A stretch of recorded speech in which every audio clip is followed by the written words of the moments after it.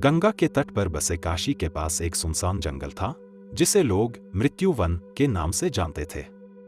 कहते हैं कि इस जंगल में रात के समय कोई नहीं जाता, क्योंकि वहां एक भूतिया अघोरी का साया था। जिसने भी इस जंगल में कदम रखा, वह वापस नहीं लौटा।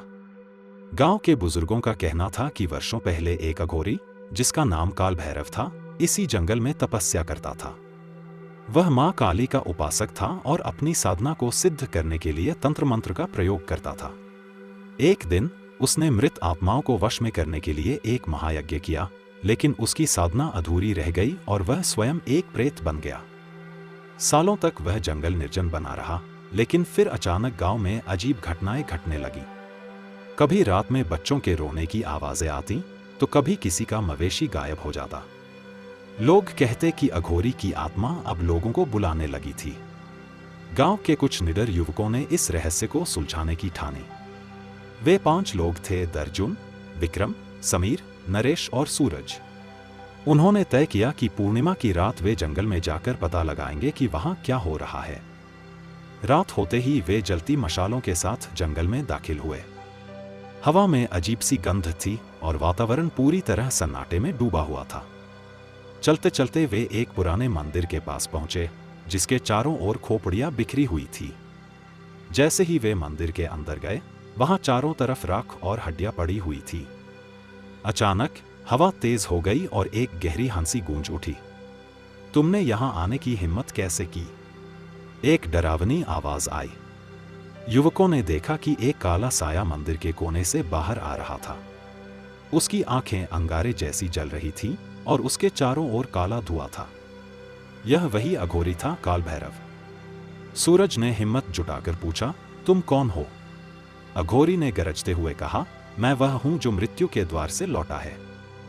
मैं यहां सदियों से हूं और जो भी मेरी साधना में बाधा डालता है, वह जीवित नहीं बचता। इतना कहकर उसने अपना हाथ उठाया और हवा में एक तांत्रिक मंत्र फूका। अचानक वहां बिखरी हड्डियां हिलने लगीं और एक एक कर कई प्रेत प्रकट हो गए। अर्जुन ने मंत्रों का जाप करना शुरू किया, लेकिन वे प्रेत उनकी तरफ बढ़ते रहे। विक्रम ने गंगाजल निकालकर फेंका, लेकिन इससे कुछ नहीं हुआ। तभी नरेश को याद आया कि उनके गांव के महागुरु ने कहा था कि अगर कोई आत्मा तांत्रिक शक्ति से बंधी हो, तो उसे केवल उसकी अधूरी साधना पूरी करके मुक्त किया जा सकता है। वे समझ गए कि अघोरी की आत्मा इस दुनिया में इसलिए भटक रही है क्योंकि उसकी साधना अधूरी रह गई थी। समीर ने जल्दी से काल भैरव के सामने बैठकर वही तंत्र मंत्र का जाप शुरू किया, जिसे अघोरी ने अधूरा छोड़ दिया था। अघोरी गुस्से में चिल्लाने लगा, लेकिन वह मंत्र उसे रोक रहा था। जैसे ही जाप पूरा हुआ, पूरा जंगल कांप उठा और अघोरी के चारों ओर आग की लपटें उठने लगीं। उसने चीखते हुए कहा, तुमने मेरी मुक्ति का द्वार खोल दिया। एक तेज रोशनी के साथ अघोरी की आत्मा आकाश में विलीन हो गई। बाकी प्रेत भी मुक्त हो गए और शांति छा गई। अगली सुबह जब गांव वालों को इस घटना के बारे में पता चला, तो वे जंगल में गए और वहां हवन कर मंदिर को शुद्ध किया। अब जंगल से कोई डरावनी आवाज नहीं आती थी।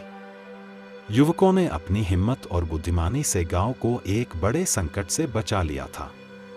अघोरी की आत्मा अब मुक्त थी और मृत्यु वन अब एक पवित्र स्थल बन चुका था।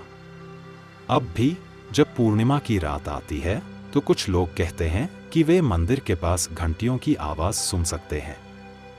शायद यह संकेत है कि काल भैरव की आत्मा अपनी मुक्ति के लिए युवकों की कृतज्ञता प्रकट कर रही है।